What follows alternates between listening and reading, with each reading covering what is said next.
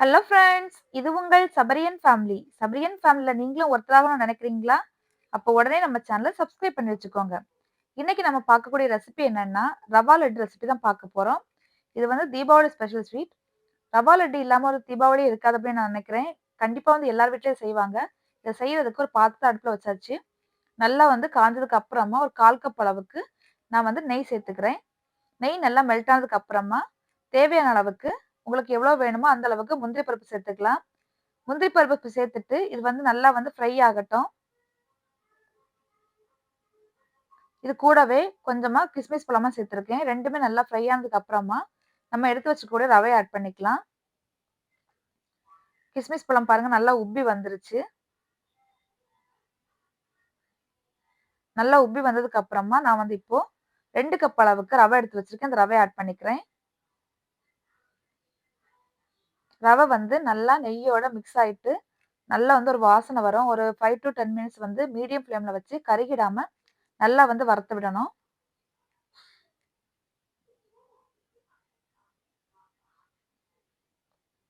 நெய் வந்து கம்மியா இருக்குன்னு ஃபீல் பண்ணீங்கன்னா, கூட கொஞ்சம் நெய் ஆட் பண்ணிக்கலாம். நமக்கு பார்த்தீங்கன்னா, நெய் கரெக்ட்டா தான் இருக்கு.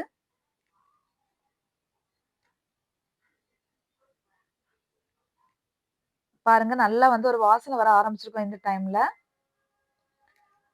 இந்த அளவுக்கு ஃப்ரை ஆனதுக்கு அப்புறமா நம்ம இத வந்து ஒரு பாத்திரத்துக்கு மாத்தி வச்சிரலாம். ஆறுறதுக்காக கிடையாது. நம்ம இத மாத்தி வச்சுட்டு, இந்த பாத்திரத்துல வந்து மறுபடியும் சர்க்கரை பாகு காய்க்க போறோம். அதுக்காக மறுபடியும் இந்த பாத்திரத்த அடுப்புல வச்சிருக்கோம்.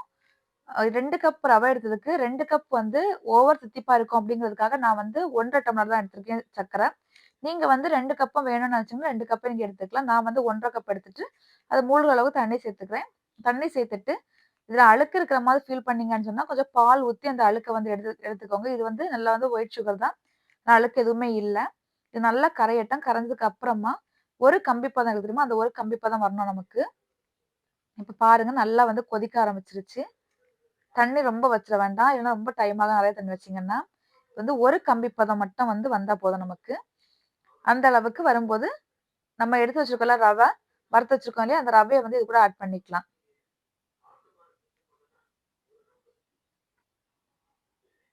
ஆட் பண்ணிட்டு நல்லா கெட்டி எதுவுமே இல்லாம வந்து நல்லா கலந்து விட்டுக்கணும்.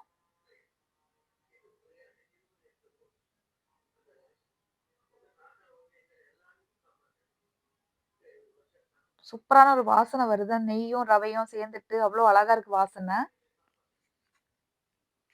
கெட்டி எதுவுமே இல்லாம நல்லா வந்து கலந்து விட்டுக்கணும். இப்ப பாருங்க நான் ஒரு 3 ஏலக்காவ நல்லா பொடி பண்ணி சேர்த்துருக்கேன் இதுல. இப்போ ஓரளவு கெட்டியாக ஆரம்பிச்சுட்டு பாருங்க.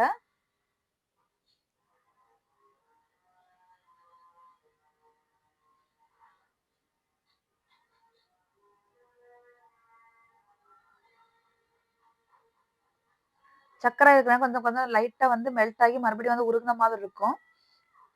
இப்ப வந்து கடைசியா 1 டீஸ்பூன் அளவுக்கு நெய் சேர்த்து எல்லாத்தையும் மிக்ஸ் பண்ணி விட்டுக்கிறேன்.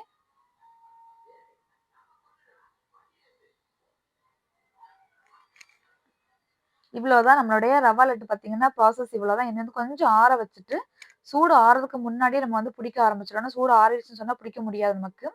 இந்த அளவுக்கு பாருங்க, இவ்வளோ தூரம் வந்துருச்சு நமக்கு. இப்போ அடுப்ப ஆஃப் பண்ணிக்கலாம். கொஞ்சம் உதிரி உதிரியா வர மாரி வந்துச்சு பார்த்தீங்களா? இந்த டைம்ல அடுப்ப ஆஃப் பண்ணிடணும். கொஞ்சம் ஆறட்டும். ரொம்ப ஆறிறக்கூடாது. கை பொறுக்கிற அளவுக்கு சூடு வரும்போது, எடுத்து நம்ம வந்து உருண்டை பிடிக்க ஆரம்பிக்க வேண்டியது தான். இவ்வளோதான் நம்மளுடைய ரவா லட்டு சூப்பரா ரெடி ஆயிடுச்சு. கண்டிப்பா வந்து தீபாவளின்னு சொன்னாலே எல்லார் வீட்லயும் கண்டிப்பா வந்து ரவா லட்டு இருக்கும்னு நெனைக்கிறேன். இந்த முறையும் நீங்க வந்து எல்லாருமே ரவா லட்டு செஞ்சு குழந்தைங்களுக்கு குடுங்க. எல்லாருக்குமே கண்டிப்பா பிடிக்கும் இந்த ரெசிபி. ரொம்ப ஈஸியான ரெசிபி. சீக்கிரமா செய்யக்கூடியது. டேஸ்டியாவும் இருக்கும். புடிச்சிருந்தா லைக் பண்ணுங்க, ஷேர் பண்ணுங்க, கமெண்ட் பண்ணுங்க. மறக்காம நம்ம சேனல வந்து சப்ஸ்கிரைப் பண்ணிக்கோங்க. எல்லாருக்கும் ஹேப்பி தீபாவளி. Thank you.